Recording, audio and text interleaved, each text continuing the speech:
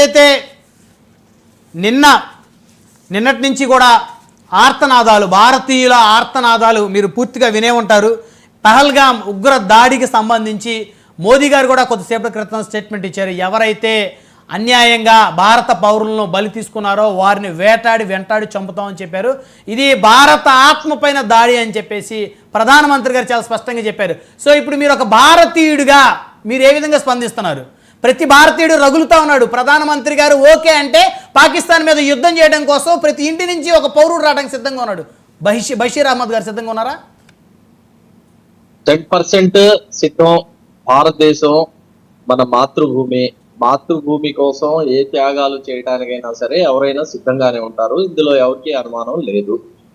అయితే ఈ మొత్తం జరిగిన సంఘటనని కనుక ఒక విశ్లేషణాత్మకంగా కనుక చూసేటట్టయితే ఆ పాకిస్తాన్ లో ప్రస్తుతం పరిస్థితి అత్యంత దుర్భరంగా ఉంది. అక్కడ తిండికి సంబంధించి, కనీస అవసరాలకు సంబంధించి ప్రజల అవసరాలు తీరని పరిస్థితుల్లో ఉండి ప్రజల్లో తీవ్ర అసంతృప్తి ఉంది.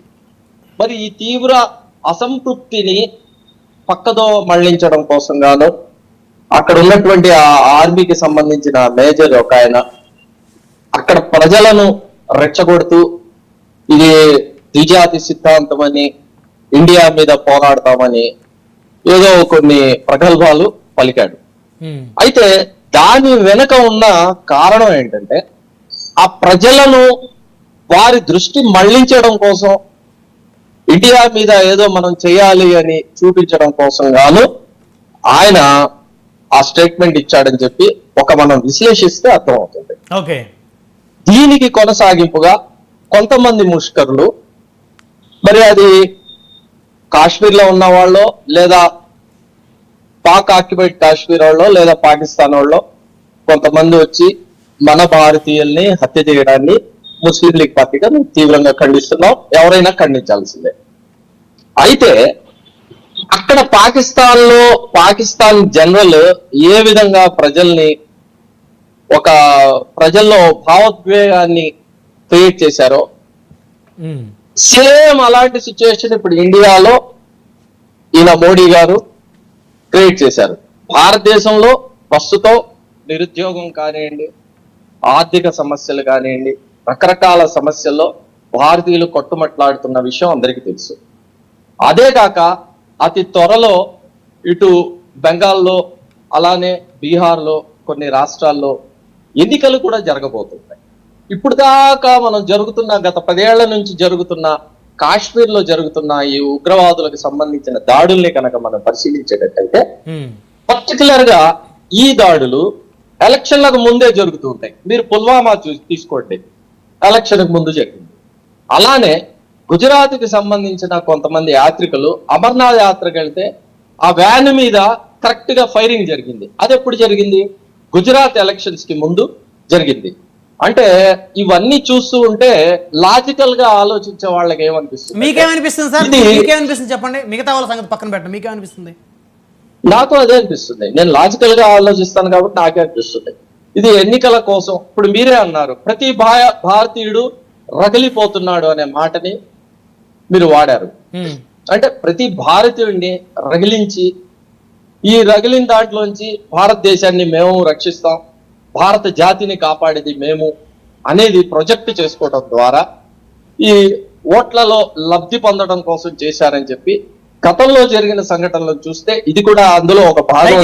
బషీర్ అహ్మద్ గారు ఒక మాట వినండి. ఓట్ల అంశం పక్కన పెట్టండి, ఎలక్షన్ పక్కన పెట్టండి. అంటే మన భారత పౌరుల్ని అన్యాయంగా దుర్మార్గంగా కాల్చి చంపేస్తే మనకి రక్తం రగలకూడదు. సైలెంట్గా చేతగాని వాళ్ళలాగా చావ చచ్చిన వాళ్ళలాగా కూర్చోవాలి.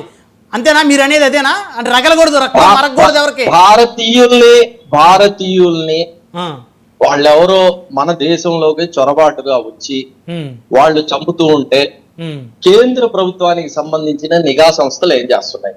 370 ఆర్టికల్ ని తొలగించినప్పుడు 370 ఆర్టికల్ ని తొలగిస్తున్నాం కాబట్టి ఏ విధమైనటువంటి ఉగ్రవాద చర్యలు జరగవు, పూర్తి శాంతి భద్రతలు మా కంట్రోల్లో ఉంటాయని చెప్పారు. అలానే శాంతి భద్రతలకు సంబంధించిన విషయం ఈనాటికి కూడా యూనియన్ గవర్నమెంట్ కి, కేంద్ర ప్రభుత్వానికి ఉంది కానీ అక్కడ రాష్ట్ర ప్రభుత్వానికి లేదు.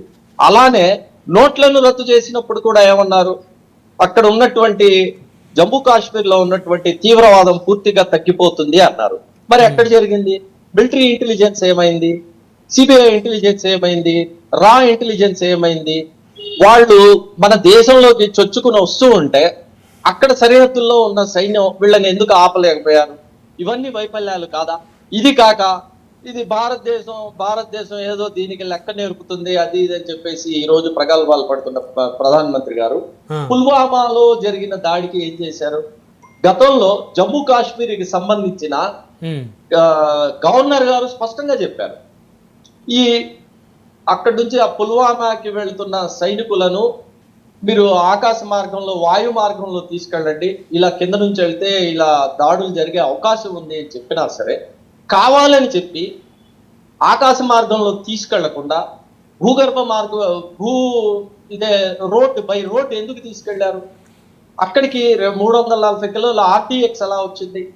అలానే పుల్వామాకి సంబంధించింది ఇంత పెద్ద సంఘటన జరిగి సైనికులు అసూలు బాసితే దాని మీద ఏం చర్య తీసుకున్నారు? రైట్, బషీర్ అహ్మద్ గారు ఒక నిమిషం అండి. ఇప్పుడు ఏం చర్యలు తీసుకుంటే బాగుంటుందో పోనీ మీరే చెప్పండి. కేంద్ర ప్రభుత్వం సలహా ఇవ్వండి, మీరు సలహాలు ఇస్తున్నారు కాబట్టి ఇప్పుడు ఏం చేయాలి?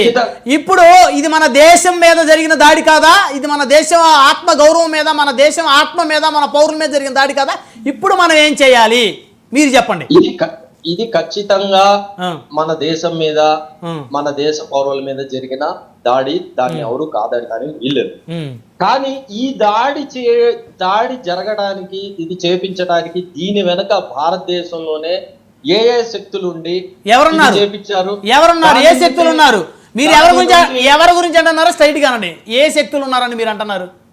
చాలా మంది చెప్పుకోవడం ఏంటంటే ఆర్ఎస్ఎస్ బీజేపీకి సంబంధించిన శక్తులు ఉన్నారని ప్రజల్లో ఒక భావన ఉంది. ఇది అబ్జెక్షనబుల్. ఒక్క నిమిషం, భరతరెడ్డి గారు రెస్పాండ్ అవ్వండి. భరతరెడ్డి గారు ఆర్ఎస్ఎస్ బీజేపీ అక్కడ చేసిన వ్యక్తే, పార్టీకి సంబంధించిన వ్యక్తే. అది అంటే కరెక్ట్ కాదండి మీ వాదన, మీ అభిప్రాయం.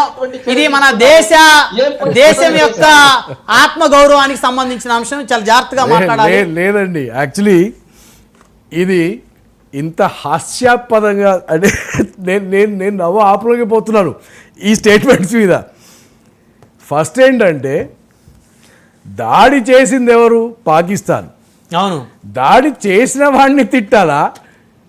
దాడి చేసినప్పుడు ఆపుకోలేమని అది ఎవరైతే ఆపుకోలేదో వాళ్ళని తిట్టాలా?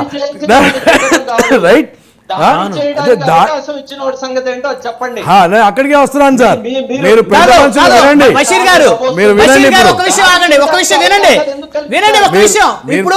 ఇప్పుడు పాకిస్తాన్ మీద యుద్ధం చేయడానికి ప్రతి ఇంటికి ఒక పౌరుడు వెళ్ళాలి అని అనుకుంటే మీరు సిద్ధంగా ఉన్నారా వెళ్ళడానికి? నేను 100కి 100 పాళ్ళు సిద్ధం. లేదు, ఐ డోంట్ థింక్ ఆ ప్రశ్న